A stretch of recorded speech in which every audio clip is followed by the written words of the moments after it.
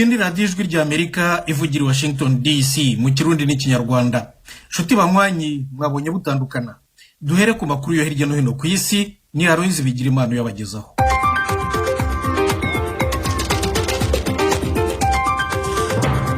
Muramutse Thomas, reka tuyahere kura yavugwa ku karere k'ibiyaga binini. Abaperezida b'u Rwanda Paul Kagame n'uwa Repubulika ya Demokarasi ya Congo Felix Tshisekedi hamwe n'Ubufaranca Emmanuel Macron ejo ku munsi wa gatatu baremeranije gukorera hamwe kugira mu bihe vya vuba cane abasirikare ba M23 bazobe bavuye mu turere bafashe muri Repubulika ya Demokarasi ya Congo. Ibi bavyumvikaniye mu itangazo ryasohowe inyuma y'umubonano wabahuje jo ku munsi wa gatatu aho bari i New York mu bikorwa vy'inama ya bose ya ONU igira 77. Iri tangazo ryasangijwe na leta ya Kongo ibicishije ku rubuga rwayo rwa Twitter rivuga ko uyu mubonano washobotse bifashijwemo na President Macron. Abo ba perezida batatu bavuze ko bahangayikishijwe n'umutekano muke n'ubwicanyi birangwa mu buseruko bwa Kongo. Babonye ko inyishu kuri uyu mutekano muke utegwa n'imigwi yitwaje ibigwanisho ikwiye kuva muri ako karere nyene. Bumvikanye kandi ko hakwiye kuba intahukwa ry'abakuwe mu byabo n'intambara bagasubira mu mihana yabo bifashijwemo na ONU, ibihugu byo mu bumwe bwa Afrika, umuryango wa Afrika y'ubuseruko hamwe n'akanama gahurikiyemo ibihugu byo mu biyaga binini CIRGL. Baremeranije kandi ko ibyo bihugu birabana ribi ari byo Kongo n'u Rwanda bikwiye gukomeza imigenderanire mu kugwanya ukudahana no gusezerera ibikorwa by'imihari yitwaje ibigwanisho igisibije mu karere k'ibiyaga binini. Muri iyo mirwi harimwo n'abagwanya ubutegetsi bw'u Rwanda umuhari FDLR.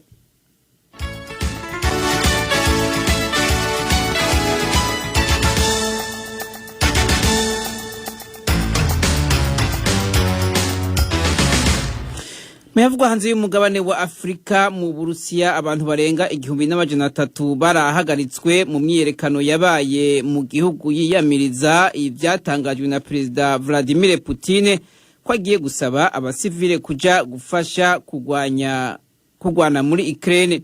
Iyo myiyerekano yabaye mu bisagara 38 bitandukanye mu gihugu inyuma y'iryo tangazo rya Perezida Putin ku gihugu.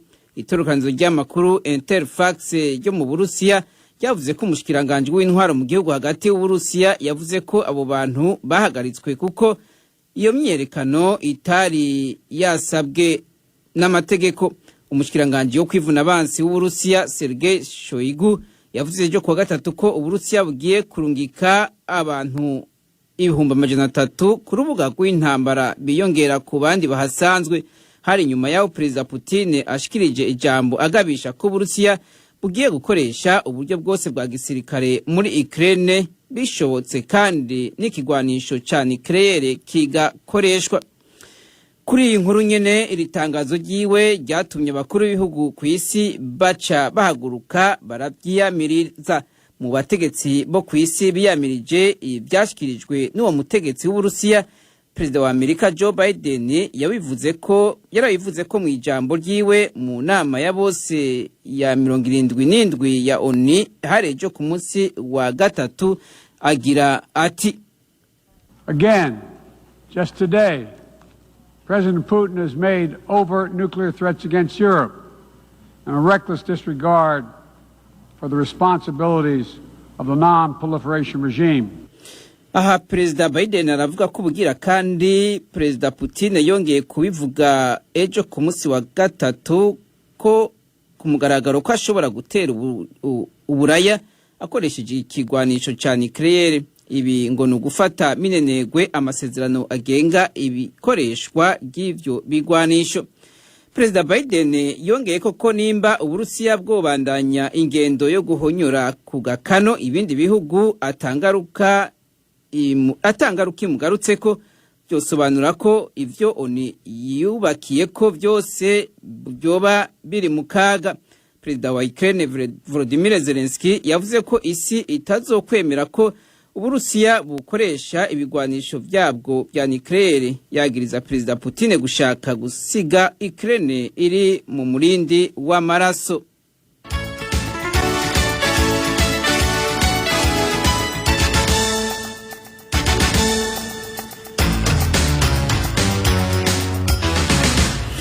Tugarutse ku mugabane wa Afrika, umukuru w'ishiramwe ry'ubutunzi rihurikiyemwo ibihugu vyo muri Afrika y'uburengero CEDEAO ejo ku munsi wa gatatu yaragabishije akagwi k'abasirikare bari ku butegetsi muri Guinea Conakry kw'igihugu kizofatirwa ibihano mu gihe abo basirikare bogerageza kumara ku butegetsi imyaka 3.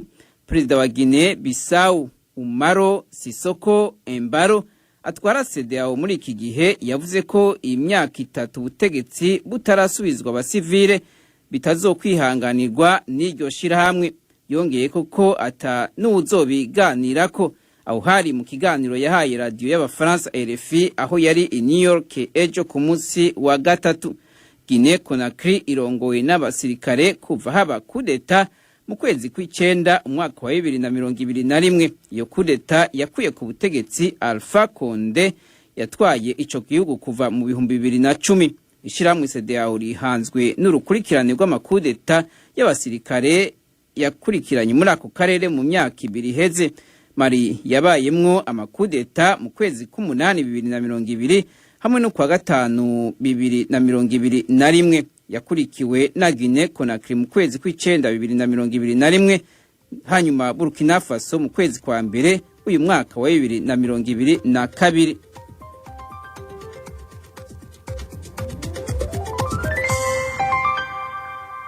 Aloyizi Bigirimana urakoze kutugezaho ayo makuru yo hirya no hino ku isi.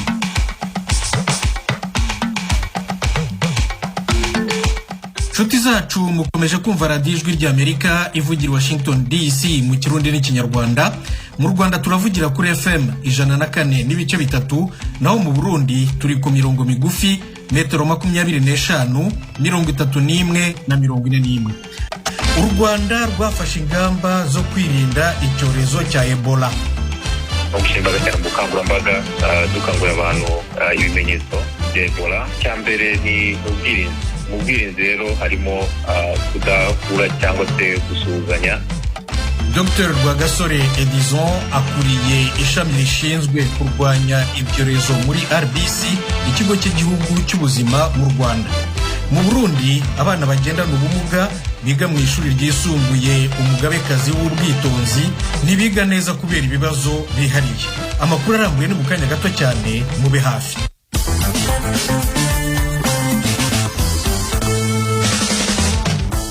Nkuko nari maze kubibabwira, abana bagendana ubumuga biga mu ishuri ryisumbuye Umugabekazi w'Ubwitonzi Igitega, umurwa mukuru wa politiki w'u Burundi, bavuga ko bafite ibibazo byinshi bituma batiga neza.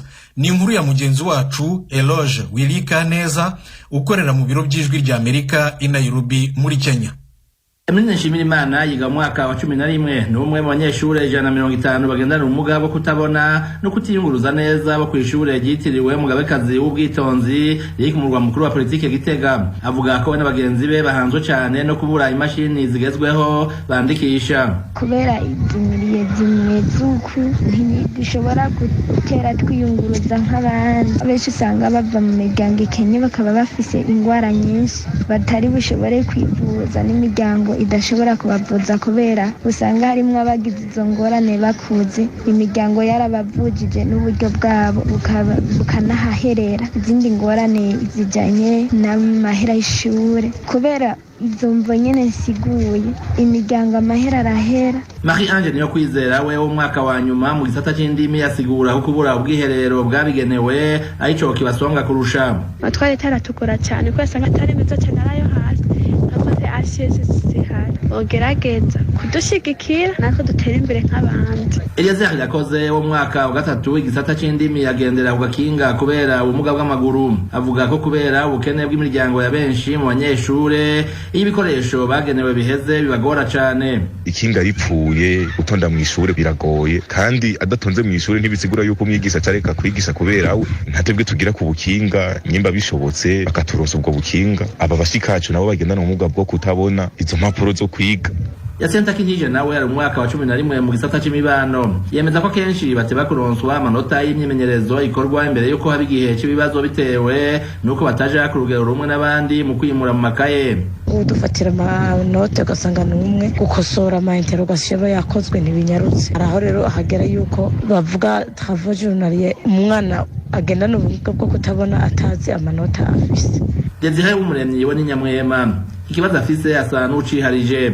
Ivyambarwa n'amarori bimukingira ku rukoba bikanamushoboza kwirinda ukubitwa n'izuba. Iyo tuzi ibikoresho nk'amavuta yo kwisiga biratuma tuguma tugwara ibintu biguma hajya kuzuba ryinshi cyane no kutabona nyene umuco ukaguma utobaza cyane mu maso. Ariko hari kimunezereza kubona adakumirwa n'abandi banyeshuri. Ngaha kw'ishure je ntibankumira kuko je ngaha ndahamaze umwaka bamenyereye. Abanyamwema b'abana b'abanyeshure ndabasaba yuko bobandanya biga, bagasaba abarezi yuko hari igihe ashobora gusigura nk'ibintu vy'ingorane basanzwe bafise ntibavyumve. Dusaba yuko boza baradutahura mu ngorane duhura nazo. Akigeme Nshimirimana agasaba leta gufasha abana bagendana ubumuga ku rugero rumwe n'abatishoboye canke abo mu miryango y'abatwa. Nuko dushigikira mu gihe turi ngaha kw'ishure mu kutureza ibikoresho vy'ishure minerevare nk'uko leta yafashije abarya abana bo mu bwoko bw'abatwa bagashobora kwiga ama interna batariha. Kindi naco kudukurikirana bitorangirira ngaha kw'ishure tugeze no mu buzima busanzwe naho nyene yogerageza agashiraho amasantre tugakoreramwo imigambi y'iwacu. Padiri Zefire Ngendakumana umuyobozi w'ishure ryitiriwe Umugabekazi w'Ubwitonzi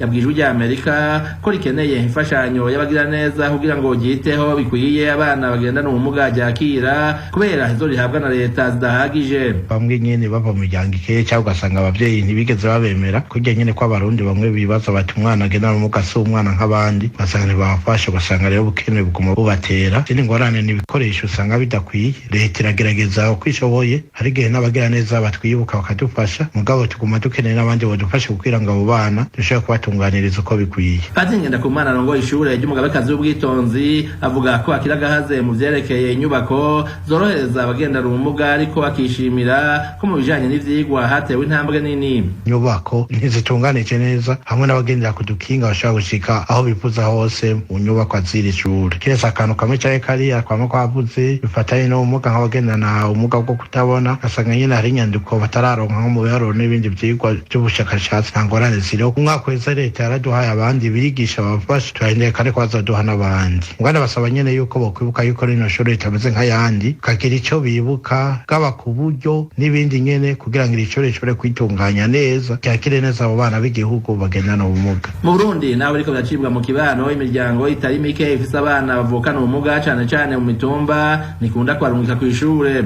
Hari mbene iki bafata nk'abo kunyegezwa iyo haje abashitsi. Turetse ibigo vy'abihebeye Imana cane cane abapadiri vyakira abana bagendana ubumuga, ishure ryitiriwe Umugabekazi w'Ubwitonzi niryo ryonyene mu gihugu ryakira abanyeshure bafise ubumuga butandukanye biga barara. Uyu mwaka rifise abagera ku 150 nk'uko umuyobozi waryo abivuga. Eroje Burikaneza, Ijwi rya Amerika. Tuve mu Burundi tujye mu Rwanda. Leta yafashe ingamba zo gukumira icyorezo cya Ebola zirimo gusaba abaturage kugira isuku, gukaraba kenshi no kwirinda gukoranaho. Asumta Kaboyi araduye inkuru irambuye.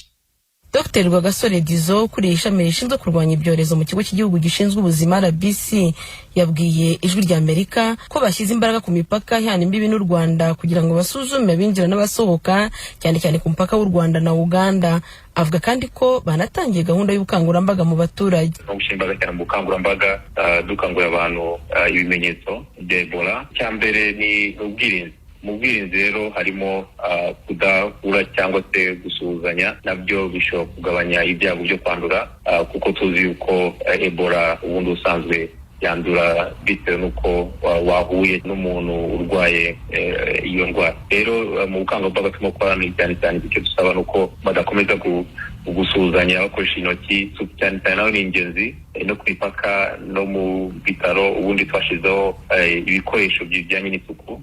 Ikigo cy'igihugu gishinzwe ubuzima gitangaza ko u Rwanda rwatumije mu mahanga igikoresho gipima kikemeza ko umuntu arwaye Ebola cyangwa se atayirwaye. Ubuyobozi bwa RBC buvuga ko icyari gihari cyacyuye igihe, icyatumijwe kikazagera mu Rwanda muri iki cyumweru. RBC isobanura ko ku mipaka hagiye gushyirwa uburyo bwo kubaza abinjira n'abasohoka niba bavuye ahari icyorezo, gupimwa umuriro no kubazwa niba barahuye n'uwapfuye akekwaho Ebola. Uw'abaganga bazasanga yarahuye n'uwo Ebola yishe cyangwa akaba yaranduye azashyirwa mu kato k'iminsi 21 mu kigo cya Kanyinya hafi y'umujyi wa Kigali n'Ikinyamata mu karere ka Bugesera.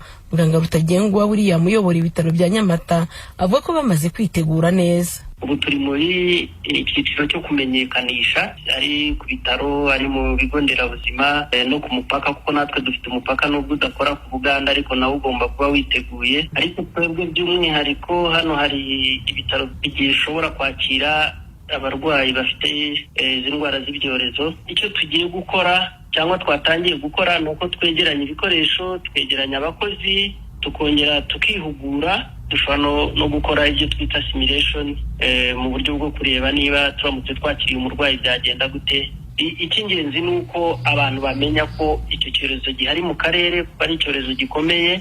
RBC isobanura ko kugeza ubu nta ndwara ya Ebola iragera mu Rwanda, ariko igasaba abaturage kurushaho kwitwararika bongera isuku.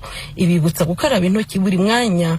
Abavuganye n'Ijwi rya Amerika basaba leta kongera ubukangurambaga bw'isuku kuko benshi bamaze kudohoka. Mu by'ukuri icyorezo cya Ebola giteye ubwoba kuko nyuma y'uko icyorezo cya COVID-19 kigenjeje make, muri rusange abantu bari baramaze kudohoka batagikaraba intoki. Ariko nk'icyifuzo cyanjye, kuko n'icyorezo gihangayikishije kandi cyica vuba kikica imbaga nyamwinshi, kikoreka imbaga, nifuza ko ngewe leta yabishyiramo imbaraga bakongera gukangurira abantu gukaraba intoki kuko abantu henshi bamaze kudohoka kabisa. RBC ivuga ko yamaze gutanga imyambaro yagenewe abakozi bo kwa muganga no ku mipaka bakurikirana hafi ibya Ebola. Inzego z'ubuzima zigatangaza ko iyi ndwara yandurira mu matembabuzi ava mu mubiri ku buryo ishobora gukwirakwira mu gihe umuntu akoze ku wayanduye. Abaganga bagasobanura ko uwanduye Ebola arangwa no kubabara umutwe, aribwa mu ngingo, mu muhogo, gacika intege, agahitwa akaruka cyane kandi kenshi. Muganga Rwagasore Dizo ushinzwe ishami ryita ku ndwara z'ibyorezo muri RBC agasaba abaturage ko wakwikekaho ibimenyetso yakwihutira kugana ivuriro. Icyo dusaba cyane abanyarwanda none bajya kwivuza mu gihe cyose babonetse cyangwa se biyumvamo yuko shopot ibimenyetso harimo kuva amaraso mu myanya itandukanye, kugira umuriro udasanzwe, gucika intege, iyo no kuba mu ngingo. Mu gihe cyose umuntu ayumva yuko agaragaje ibyo bimenyetso ko yakwitsa kujya ku muganga. Si ubwa mbere Ebola igaragaye mu bihugu bituranye n'u Rwanda kuko no mu gihugu cya Repubulika ya Demokarasi ya Kongo imaze iminsi havugwa. Asumta Kaboyi, Ijwi rya Amerika, i Kigali. Iwanyu mu ntara.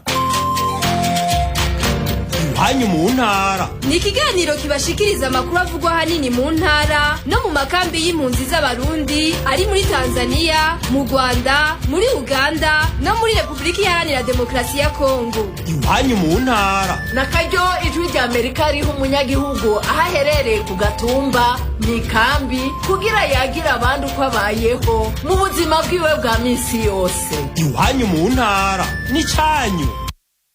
Radio Ijwi rya Amerika ivugira Washington DC mu Kirundi n'Ikinyarwanda. Mudukurikire no ku rubuga rwacu rwa internet wa@radioyacu.voa.com, kuri YouTube, Instagram na Facebook VOA Radio Yacu. Tugume mu Rwanda. Ejo umushinjacyaha yasabiye Bamporiki Edouard igihano cyo gufungwa imyaka 20 n'ihazabu y'amafaranga y'u Rwanda miliyoni 200. Bamporiki yahoze ari umunyamabanga wa leta muri Minisiteri y'Urubyiruko n'Umuco. Aregwa ruswa no gukoresha ububasha yahabwaga n'amategeko mu nyungu ze bwite. Yemera ibyaha aregwa. Mugenzi wacu Eric Bagirubusa aratubwira uko byari bimeze ejo mu rukiko rwisumbuye rwa Nyarugenge i Kigali.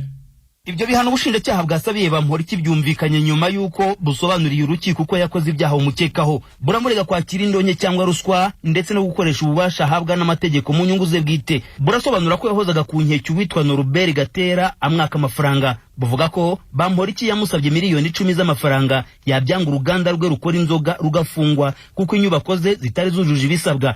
Ubushinjacyaha buvuga ko Bamporiki yafungishije uruganda rwa Gatera arangije amuhuza na bwana Merari mpabwa n'amaguru, umuyobozi w'umujyi wa Kigali wungirije ushinzwe iterambere y'imyubakire, kugira ngo afungure uruganda rwa Gatera. Buvuga ko nyuma yo kurambirwa itotezwa Bamporiki yamuhozagaho, Gatera yandikiye urwego rw'ubugenzacyaha RIB. Bwasobanuye ko Gatera ari kumwe n'abandi bafatanyabikorwa b'uruganda rwe bahuriye na Bamporiki muri Hotel Grand Legacy bamushyiriye miliyoni 5 z'amafaranga, izindi 5 bari kuzazitanga nyuma. Ufatiye ku bisobanuro by'ubushinjacyaha byumvikana nta shiti ko bajya guhurira muri hoteli inzego z'iperereza zari zizuye umugambi, kuko miliyoni 2 bari bashyize mu modoka ya mpabwa n'amaguru, andi bayabikije umukozi wa hoteli. Inzego z'iperereza zabaguye gitumo zibagaragariza aho amafaranga aherereye.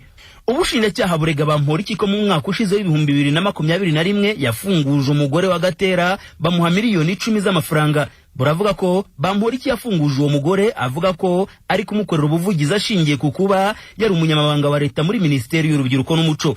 Icyumba cy'urukiko cyari cyakubise cyuzuye. Bamporiki bigaragara ko ari mu ntege nkeya, bya hato na hato yakunze kugaragara imbere y'umucamanza ararama hejuru asa n'uri mu ntekerezo zidashira, ubundi agahindukira agacisha amaso mu bumvaga urubanza cyangwa akitegereza ubushinjacyaha igihe bwabaga bumurega.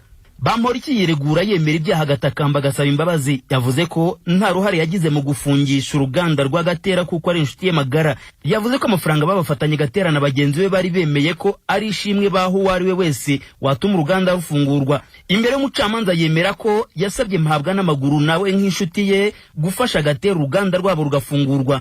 Bamporiki yemera ko amafaranga bari bazaniye mpabwa n'amaguru bayise inzoga, kandi ko miliyoni 3 Bamporiki yari yazibikije umukozi wa hoteli. Yavuze ko zari kuguma kuri hoteli bakazajya bazinywera amayoga.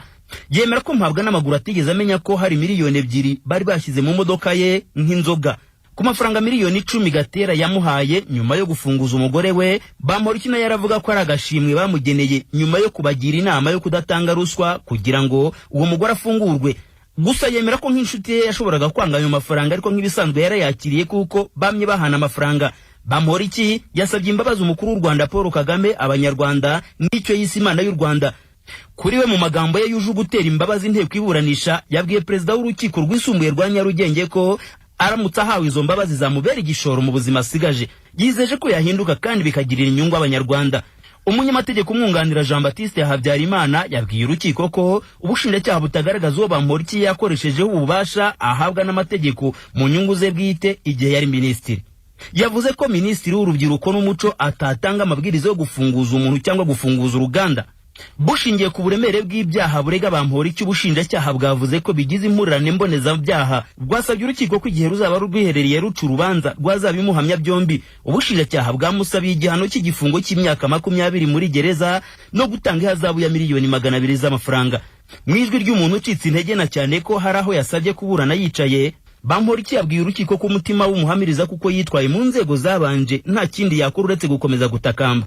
Umwunganira mu mategeko yasabye urukiko kuzaha agaciro impamvu nyoroshya kuko aburana atagora ubutabera. Yasabye ko mu gihe urukiko rwayibona ukundi rwamukatira igihano gisubitse. Gusa ubushinjacyaha bwo buvuga ko ukwemera kwa Bamporiki kutuzuye. Ahagana mu mwaka w'2000 nibwo Bamporiki yemeza ko yinjiye mu murwa mukuru w'u Rwanda Kigali. Avuga ko yinjiranye ibiceri 3 by'ijana mu mafaranga y'u Rwanda akubutse iwabo mu cyari Nyamasheke. Mu minsi yashize mbere y'uko akekwaho ibi byaha yari yatangaje ko amaze kuzuza miliyari y'amafaranga y'u Rwanda. Ari mu bategetsi bake bagize amahirwe yo gukurikiranwa bafungiye iwabo mu ngo. Bwana Adolphe Udahemuka, perezida w'urukiko ari nawe uburanisha Bamporiki, yatangaje ko azamumenyesha icyemezo ku itariki 30 z'uku kwezi. Bagira ubusajwi ry'Amerika i Kigali. Ijwi ry'Amerika dusubire mu Burundi. Abantu bagize imiryango irenga 700 yo mu nkambi y'amahoro ya Murembera muri komine Musongati ni mu ntara ya Rutana bavuga ko badafite aho kuba hakwiye. Bahungutse bava muri Tanzania mu 2008. Inkuru Ijwi ry'Amerika yabateguriye yifashishije inshuti zayo mu Burundi, murayigezwaho na Thierry Ndayishimiye ukorera i Kigali mu Rwanda. Ico kigwati ca Murembera kiri muri zone Gakungu ya komine Giharo mu buseruko bw'intara ya Rutana ni ku rubibe iyo ntara ihana n'igihugu ca Tanzania. Bamwe mu baba muri ico kigwati kigizwe n'abasangwa hamwe n'abahungutse bava Tanzania babwiye abakunzi b'ijwi rya Amerika ku buraro babamwo budashemeye. Bavuga ko ibintu byonyuka iyo imvura iguye. Ingorane rufise ngaha iwacu twebwe imvura iguye amashashe rutora amashashe rukayifuka songorane rufise kanini uburaro nta bindi binini ebyo kurya byobyo twakabirondera rufise uburyamo yanka babiza imwanga rurabiro guhobaho neza ukabona roguma ruryamo nta bindi rufise bishi ni kuvuga ni nk'umutumba wose ugwaye ukuri umutumba wose urakeneye iki uburaro wese mu nzu ziki zinyakaci. Ico kigwati c'amahoro ca Murembera kiri kandi mu kiyaya kiri hafi y'uruzi Maragarazi uruzi rugize urubibe Uburundi buhana na Tanzania. Ako karere karategwa n'imyuzure y'imvura iguye kikaba ikindi kibazo kuri abo banyagihugu bo muri ako karere ka Kumoso. Kandi imvura iguye cyane iyindi irabira umukuzimu songorane rufise kanini uburaro mururabe muruvugire mbere barugweko banakubahwa muruserukire murufashe ngaha iwacu umusito Murembera. Imvura iguye usanga bashe menga ni haya ingurube iryama agomba mu dusikira imbere mu kiduturire abategeki mu kibashikirize bazi batugarukiriko nisho. Abo banyagihugu bagizwe hanini n'abari barahungiye mu gihugu ca Tanzania kubera umutekano muke waranzwe mu gihugu mu myaka y'igihumbi kimwe n'amajana 1972 n'igihumbi kimwe n'amajana 1993 barakenya amazi meza. Bavuga ko amazi ya Rusengo bahawe muri ico kigwati akunda gukama na cane mu gihe cici bakikora ku mazi mabi y'uruzi Maragarazi. Urongoye ikigwati ca Murembera aremeza ubukene abarongoye barimwo. Gahungu Eliezer yabwiye abakunzi b'ijwi rya Amerika ko mu byo bakenye harimo n'amatongo yo kurimamwo kubera ko bagumye bagwirirana kuva bagihunguka. Cyambere ko twubakira amashure n'ukuri abana barakana aho biga.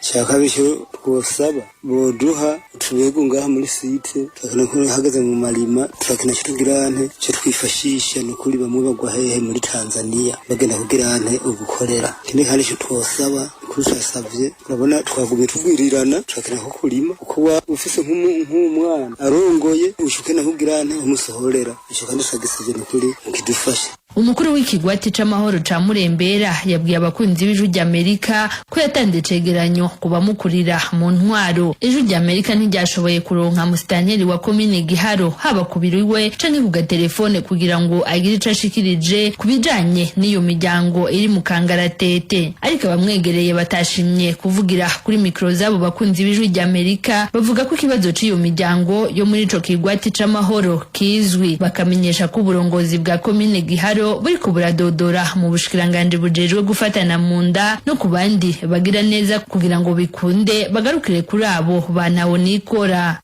Shuti mwese muduteze amatwi, aha niho aya makuru yo muri aka kanya ahumurije.